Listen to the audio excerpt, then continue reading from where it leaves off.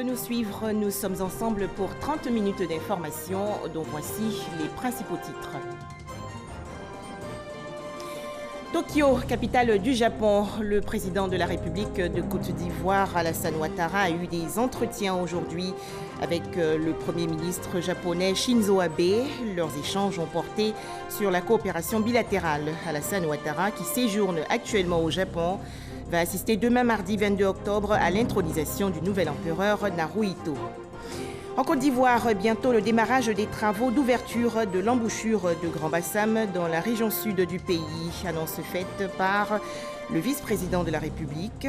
Daniel Kablan-Duncan a visité récemment les populations affectées par les grosses pluies et inondations. Enfin, la Côte d'Ivoire en tête des 20 économies mondiales au plus fort potentiel de croissance commerciale, selon une étude de la banque britannique Standard Chartered. Bonjour à tous et bienvenue. Le président de la République de Côte d'Ivoire séjourne actuellement à Tokyo, la capitale du Japon. Alassane Ouattara va assister demain, mardi 22 octobre, à l'intronisation du nouvel empereur Naruhito. Mais avant cet événement, le chef de l'État ivoirien a eu des entretiens aujourd'hui avec le Premier ministre japonais Shinzo Abe. La coopération bilatérale était au centre de leurs échanges. Plus de détails sur cette information dans nos prochaines éditions. Retour en Côte d'Ivoire avec ce geste généreux de l'association Rotary envers les populations sinistrées de Grand Bassam. Ce club service leur a offert des vivres et non-vivres. C'est un don estimé à plus de 5 millions de francs CFA. Sefoura Zegui. Nous ne sommes pas sur la lagune Abi, nous sommes bel et bien au quartier France dans la commune de Grand Bassam. C'est dans une pirogue que nous rejoignons les différents domiciles. Marguerite nous raconte en chemin son vécu de l'inondation occasionnée par la montée de la lagune que vivent les habitants de Bassam depuis plusieurs jours. Nous on était là, on a vu que les caniveaux, on a vu que la lagune était haute. Nous on a dit que non, que ça a parti.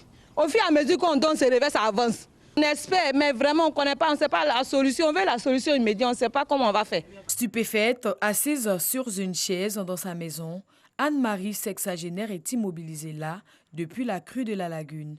Atteinte d'une maladie des pieds, Anne-Marie n'attend plus que du secours. Je ne peux pas marcher. Puis mes affaires sont là. Je ne sais pas qui va ramasser mes affaires. Donc, je suis restée dedans. La nuit, je souffre, je dors dedans comme ça matin. Je me lève, je me lave dedans, je fais tout. Je gagne quelqu'un pour me donner de l'eau pour boire. Je ne peux pas sortir parce que mes pieds me font mal. Je peux marcher avec calme. Façon que l'eau est remplie là, je peur que je vais tomber dedans pour noyer. Donc, je demande pardon, il n'a qu'à venir nous aider. Par exemple, nous les vieilles comme ça, on est là, on ne peut pas. Là. On peut venir nous secouer, prendre moi puis donc pour venir ramasser les vieilles pour aller nous mettre quelque part. Mais nous, on est dedans. Face à ce sinistre qui touche des centaines de familles, une chaîne de solidarité s'est rapidement constituée pour venir en aide aux populations. Le Rotary Club Côte d'Ivoire fait partie de ces organisations qui soutiennent les sinistrés de Grand Bassam. Le club service fait un don estimé à plus de 5 millions de francs CFA. Ce don est essentiellement composé de vivres et non-vivres. L'État ivoirien ne peut pas tout faire. Et aujourd'hui, les besoins exprimés par les populations sont immenses. Vous avez vu la ville, Grand Bassam est vraiment sous les eaux. Plus de 3000 familles se demandent tous les jours quand est-ce que les eaux vont rejoindre leur lit. Nous sommes heureux de soutenir nos parents, nos frères et sœurs, et nous allons mener un plaidoyer afin de recueillir le maximum, de mobiliser le maximum de fonds pour pouvoir renforcer notre soutien aux populations sinistrées. Selon les témoignages des riverains, cette crue de la lagune serait la deuxième du genre à Grand Bassam après celle de 1963. Pour éviter tout risque d'électrocution, la distribution d'électricité est interrompue dans toutes les zones à risque. Le vice-président de la République de Côte d'Ivoire était aussi à Grand-Bassam, dans la région sud du pays. Daniel Kablan-Duncan a réconforté les populations affectées par les récentes grosses pluies et inondations.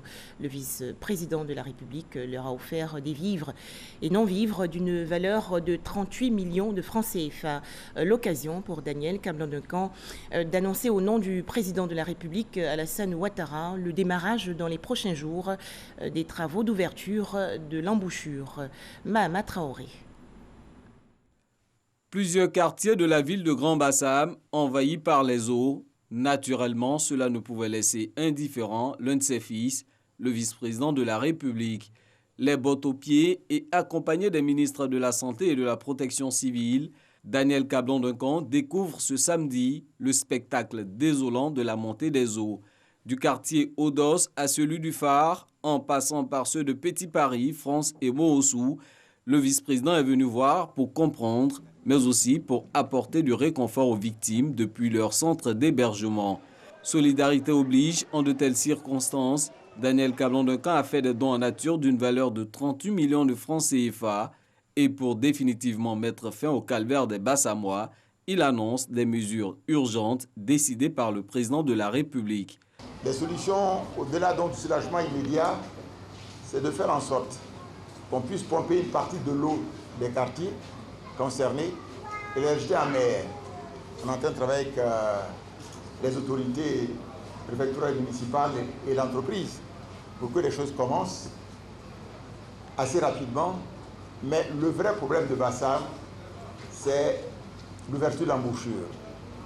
Et là, le président a donné des instructions fermes de manière à ce que le mois de novembre soit la date de début des travaux de l'ouverture de l'embouchure qui va coûter 20 milliards de francs CFA. Plus de 1100 personnes sont aujourd'hui en situation de détresse suite à la montée des eaux à Grand-Bassam.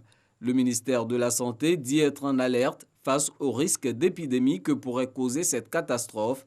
Autre conséquence immédiate de ce drame, le célèbre festival Abissa qui devait démarrer ce dimanche 20 octobre est finalement reporté pour le 3 novembre prochain. Je vous l'annonçais dans les titres, le président de la République de Côte d'Ivoire, Alassane Ouattara, séjourne actuellement à Tokyo, la capitale du Japon, où il va assister demain à l'intronisation du nouvel empereur Naruhito. Mais avant cet événement, le chef de l'État ivoirien a eu des entretiens aujourd'hui avec le Premier ministre japonais Shinzo Abe. La coopération bilatérale était au centre de leurs échanges. L'installation prochaine d'une usine d'assemblage de véhicules Toyota en Côte d'Ivoire, le nombre croissant d'entreprises japonaises exerçant sur le sol ivoirien, la question de paix et de sécurité dans le monde, autant de sujets évoqués par le président Alassane Ouattara et le Premier ministre japonais Shinzo Abe. L'entretien de ce lundi a notamment permis aux deux personnalités de passer en revue le renforcement de la coopération entre leurs deux pays. Renforcement matérialisé par de nombreux ouvrages financés par le Japon en Côte d'Ivoire, tel l'échangeur de l'amitié ivoiro-japonaise en cours de finition sur le boulevard Valéry Giscard d'Estaing à Makori, et la réhabilitation du bâtiment central du CHU de Cocody pour un coût total de 25,5 milliards de francs CFA. Le président de la République, Alassane Ouattara, a par la suite reçu une délégation de l'Association d'amitié parlementaire Japon-Union africaine, conduite par le député Ichiro Aisawa. On a abordé plusieurs sujets. Tout d'abord, la relation économique, le renforcement des échanges et des investissements, mais également la formation des ressources humaines via l'initiative d'Abe, mais également on a abordé le sujet de la paix et la sécurité de la région. Mais également, on a souligné l'importance de la coopération dans le domaine de l'environnement, surtout le traitement de déchets. Tous ces entretiens se tiennent à la faveur de la cérémonie d'intronisation du prince héritier Naruhito en qualité de nouvel empereur du Japon. L'événement aura lieu ce mardi au Palais Royal de Tokyo. C'était un reportage de Awa Touré. Washington aux États-Unis, mission réussie pour le Premier ministre ivoirien Amadou Gon Coulibaly qui a quitté hier la capitale américaine, a eu des résultats fructueux lors des assemblées annuelles de la Banque mondiale et du Fonds monétaire international. À noter par exemple la visite en Côte d'Ivoire dans les prochains jours de David Malpass, le président du groupe de la Banque mondiale. On en parle avec Adama Koné. Au 12e étage de l'immeuble de la Banque mondiale à Washington, l'ambiance est conviviale. C'est qu'après le mois d'avril, c'est la deuxième fois que le président du groupe de la Banque mondiale, David Malpass, et le premier ministre Amadou Gon Coulibaly se rencontrent ce dimanche après-midi. Le premier ministre accomplit une mission. Il est porteur d'un message du chef de l'État, Alassane Ouattara. J'ai commencé donc par lui transmettre les salutations du président de la République, son Excellence M. Alassane Ouattara, et l'invitation qui lui est faite par le chef de l'État de venir donc en Côte d'Ivoire. J'ai noté donc son approbation. Maintenant, nous travaillerons donc à la définition donc de la date donc précise donc pour cette visite.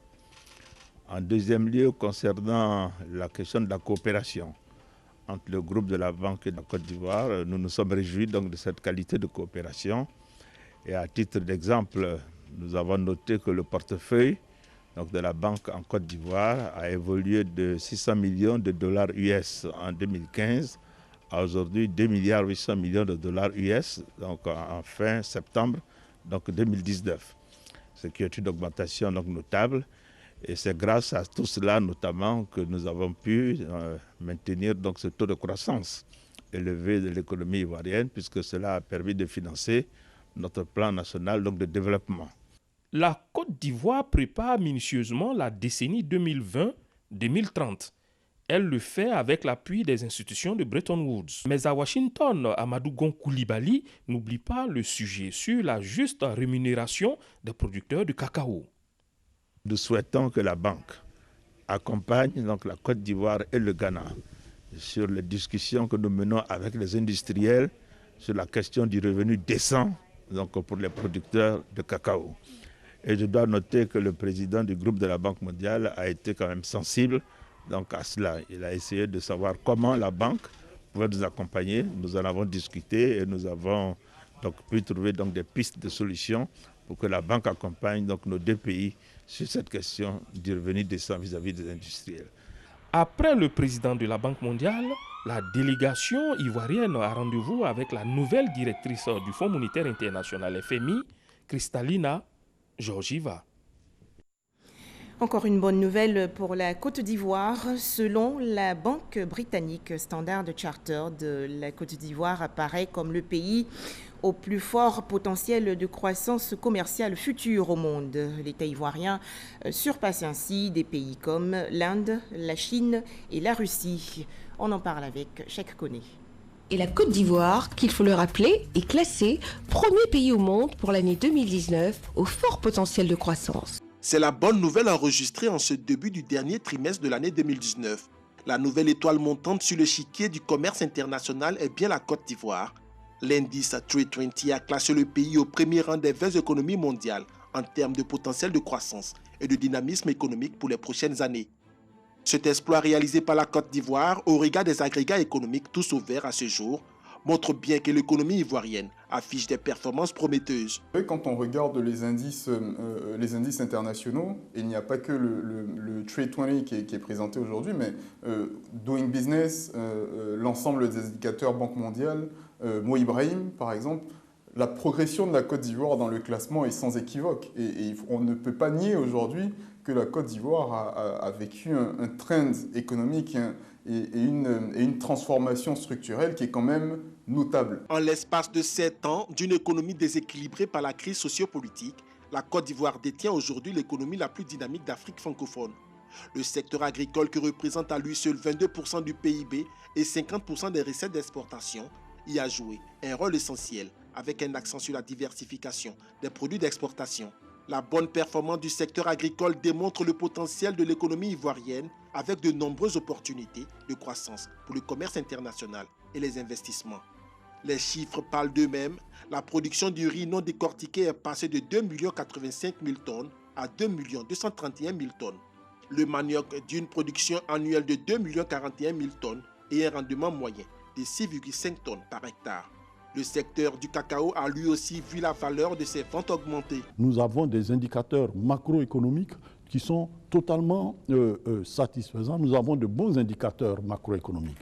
Mais cette opportunité-là, ou ces opportunités dans le monde des affaires, vous savez, nous devons rechercher toujours à capter les opportunités. Parce qu'une opportunité peut exister aujourd'hui et disparaître demain si on n'arrive pas à la capter. Dans son mode opératoire, l'indice mondial Trade 20 se base sur 3 principaux critères.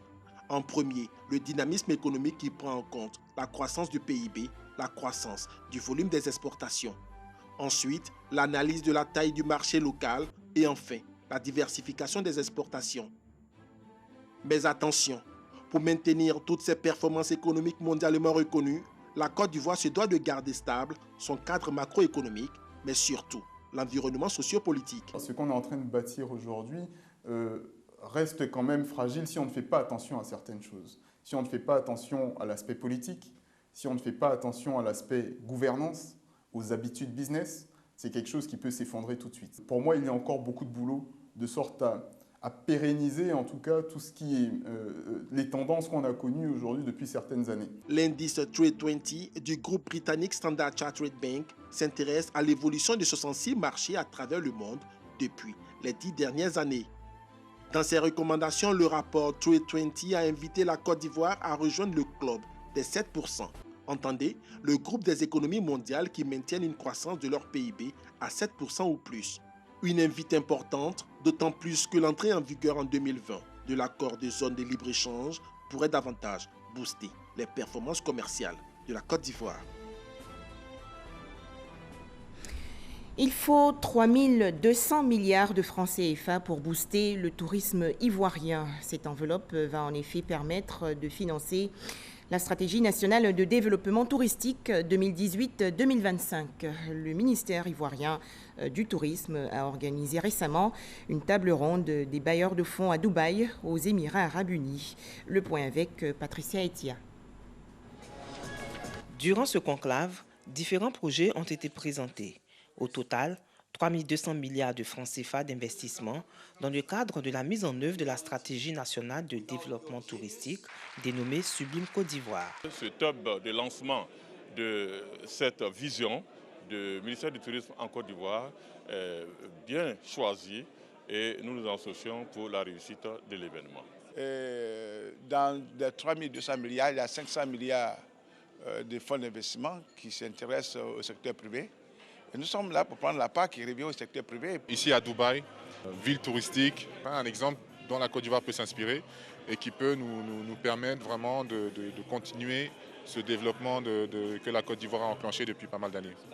Le projet Sublime Côte d'Ivoire est un projet qui va se développer sur du long terme et cela demande le concours de tout le monde. La ville de Dubaï a été choisie pour son positionnement qui concentre les plus grands fonds d'investissement. Côte d'Ivoire. Nous avons des projets de construction des hôtels en Côte d'Ivoire.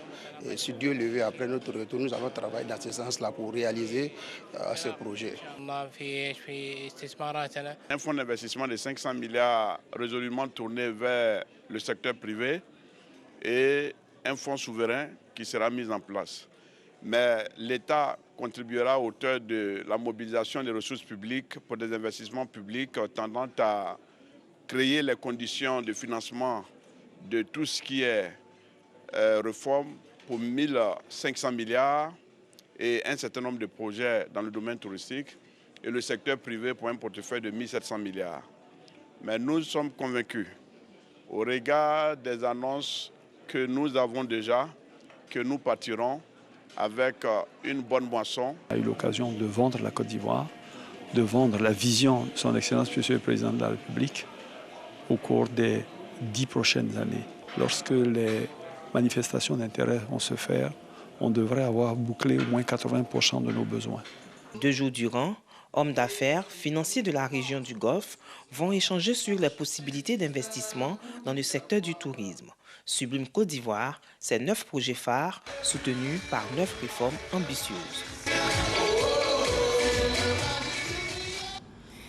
Direction à présent Bouaké, dans la région centre du pays. La municipalité a reçu il y a quelques jours des équipements de salubrité. C'est un don du ministre des Transports, Amadou Koné. Kader Sogodogo de RTI Bouaké. Le ministre des Transports, Amadou Koné, cadre de la région de Bouaké, remettant symboliquement du matériel de salubrité au maire de la commune de Bouaké. Un geste qui traduit l'engagement du ministre de contribuer à un environnement sain dans les différents quartiers de la commune. Une instruction du chef de l'État qui a demandé que chacun s'investisse davantage aux côtés des populations. Sentant que c'est une demande pressante, une demande forte des populations, nous avons remis à la mairie un ensemble d'équipements pour aider les associations qui sont dans les quartiers à entretenir en ce qui concerne le curage, la précollecte. C'est aussi pour nous un moyen de sensibiliser les populations au civisme. Brouettes, pelles, râteaux, dabas, des gants, etc. Le tout pour un montant de 8 millions de francs CFA. Un don qui vient à point nommé pour l'équipe municipale dans sa volonté de faire de Bouaké une ville propre. C'est un acte citoyen de première importance. Vous savez tous que la ville de Bouaké s'agrandit. Et vous savez tous, la capacité financière de la ville de Bouaké est très limitée. Donc, lorsque des cadres décident d'apporter une contribution de cette importance à la ville, on ne peut que leur dire merci. Depuis 2018, des jeunes volontaires se sont donnés comme défi de dégager les tas d'ordures, de curer les caniveaux de leur quartier. Le don du ministre des Transports, Amadou Koné, permettra à ces jeunes de faire plus. Santé, le lavage des mains, un geste qui peut réduire de 47% le taux d'indice de la diarrhée. Ce message de sensibilisation a été donné récemment lors de la 12e édition de la Journée mondiale du lavage des mains en Côte d'Ivoire. La cérémonie s'est déroulée dans la commune d'Abobo en présence du ministre de la Santé et de l'Hygiène publique, le docteur Eugène Aka Awele. Les détails, Stéphane Loboué et Salima Toudia. C'est un geste simple mais capital pour réduire à moitié les risques de maladies diarrhéiques et près de 20% des risques d'infections respiratoires. La méthode et l'impact du lavage des mains à l'eau et au savon est expliqué aux femmes d'Abobo à l'occasion de la célébration de la Journée mondiale du lavage des mains. Chaque année, la diarrhée et la pneumonie tuent 1,4 million d'enfants au moins de 5 ans dans le monde. En Côte d'Ivoire, la simple pratique de lavage des mains avec du savon peut sauver la vie de plus de 5 enfants au moins de 5 ans par jour. Les rôles des femmes en général et des mamans en particulier est capital pour cette pratique, soit acquise par elles-mêmes, pour leurs enfants et pour tous les membres de la famille. Réduire les taux de morbidité et de mortalité liés aux maladies manuportées demeure une préoccupation pour le ministère de tutelle qui a invité les femmes à s'approprier les pratiques du lavage des mains. C'est pour réduire ces maladies liées à l'eau que le gouvernement a mis en place une politique d'hygiène publique. Les actions conjuguées nous ont permis de mettre en place un réseau de dispositifs de lavage des mains installés dans les services publics, dans les structures privées, dans les maquis, dans les restaurants, dans les écoles, etc.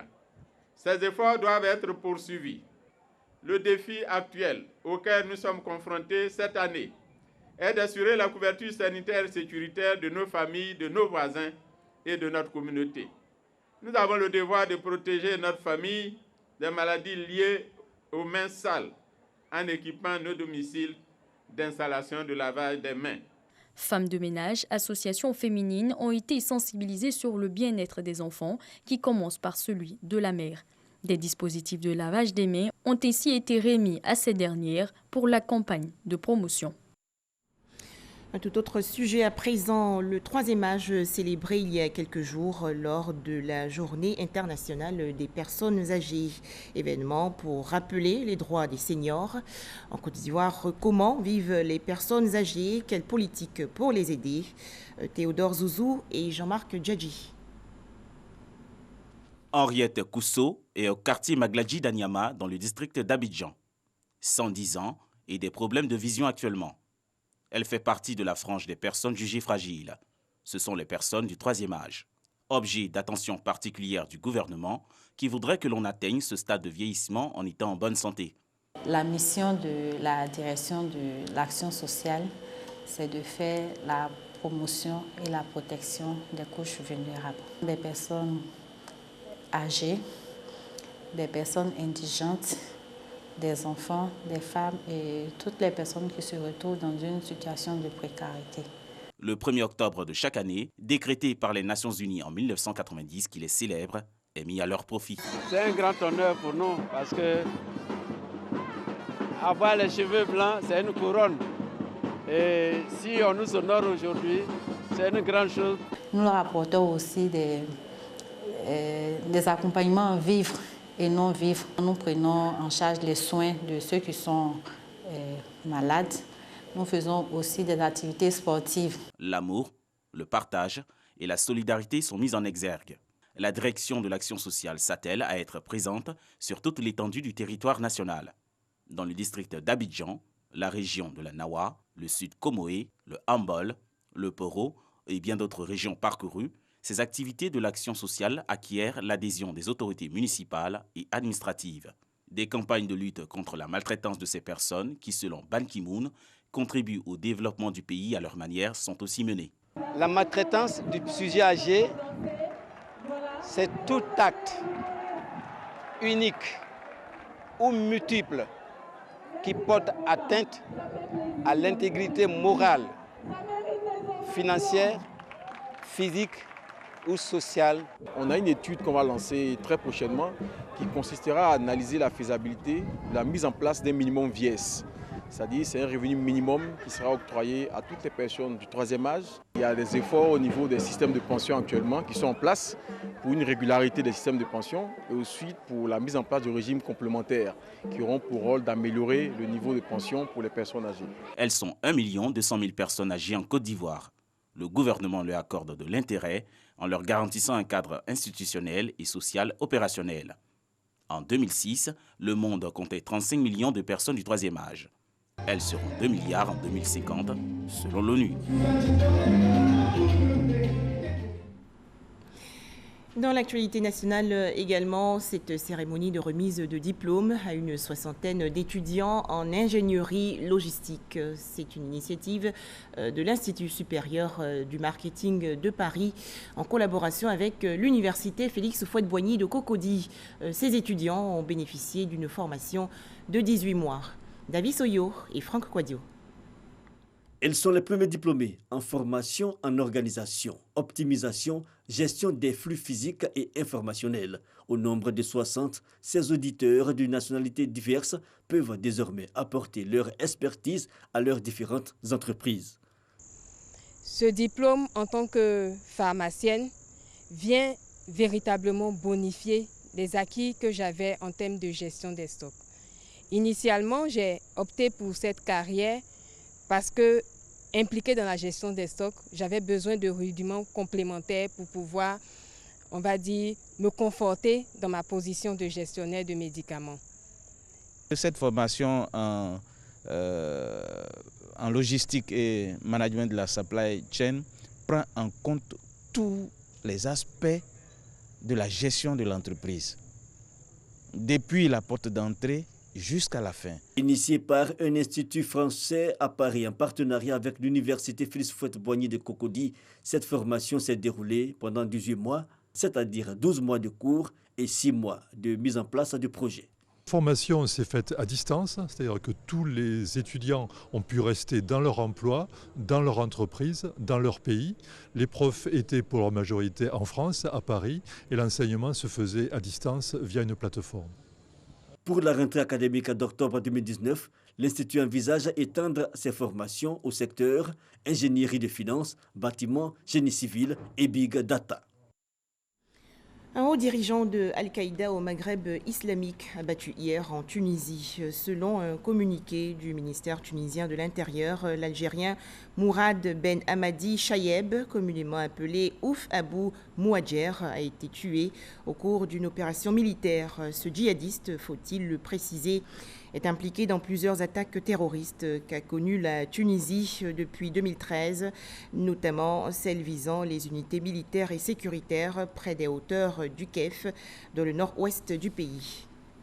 Enfin, un couvre-feu décrété dans 5 régions du Chili, dont la capitale Santiago. Le pays vit depuis le 18 octobre dernier l'une des plus violentes contestations sociales qu'il ait connues depuis des décennies. Un bilan revu à la hausse fait état de 7 morts au cours de ces troubles provoqués par la hausse du prix du métro. À noter que le président chilien, Sebastián Piñera, a suspendu cette mesure. Et c'est la fin de cette édition. Merci à vous de nous avoir suivis.